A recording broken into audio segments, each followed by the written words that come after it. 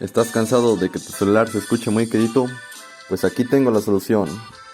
Para esto tenemos que irnos a la aplicación de ajustes y a conexiones.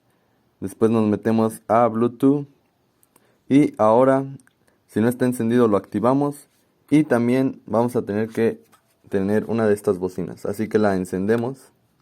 The Bluetooth device is connected successfully. Así es, conectamos la bocina y pues ya regresamos a nuestra canción.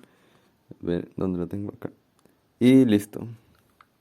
No pasó ni mucho desde aquel día en que